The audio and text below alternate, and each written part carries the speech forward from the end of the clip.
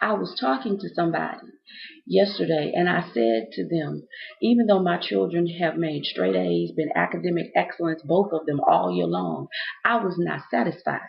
And I was challenged at how to communicate to parents the power that they have in actually being the catalyst to change our education system. And then, as my mama would say, I'll be dipped. I'm talking to somebody else later on that evening, and they tell me that their child was on the ABHonor roll all school year long. But now their child is going to summer school because they didn't pass the reading part of their STAAR test. So they've been retained.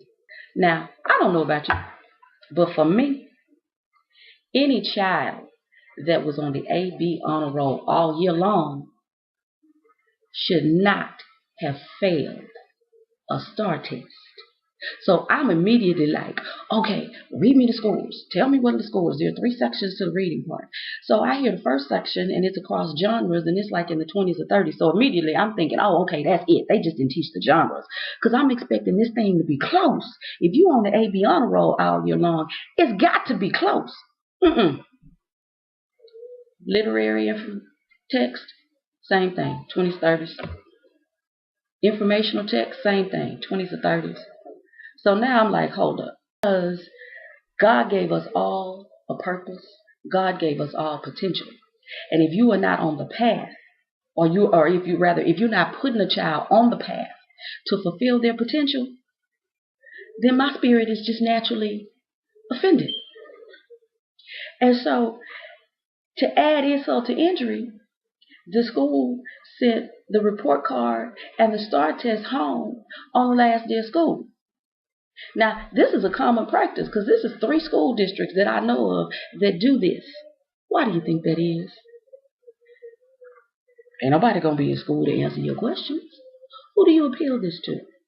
Who do you ask? Well, geez, if my child was making A's and B's all year long and they didn't pass the STAAR test, why is my child the one that's accountable and having to go to summer school and nobody else is? Parents, you got a lot of power.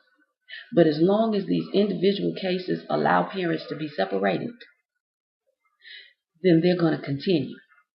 See, because me personally, I think it ought to be illegal if you're going to flunk a child and then send a letter home.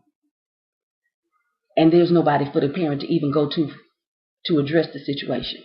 I say to you or any parent who has a friend or knows somebody that has been retained over their STAAR test, you tell them. Because if you look up the research says highly gifted children don't do well on standardized tests and norm tests because they're deep thinkers and they can't be restricted to this box. So unless they have been taught specific test-taking skills, they're not going to excel. So you tell them they are smarter than the test because they had in their mind more options than the test even took into consideration. And if they have to go to summer school, then you tell them that they're going to be ahead of the game because you're doing this summer. You're getting ahead. You're going to be stronger because it's about what they think in their minds. You don't want them to go in going, oh Lord, I had to go to summer school for reading. I'm not going to be that good. You want them to go in saying, oh, I went to summer school this summer. So, those of you who didn't do anything but watch SpongeBob and Pokemon cartoons, baby, I was at summer school. I was getting ahead. I'm the bomb. Watch me show out this year because it's my year. Watch me show up and show out. Parents, you got a lot of power. John 23:34.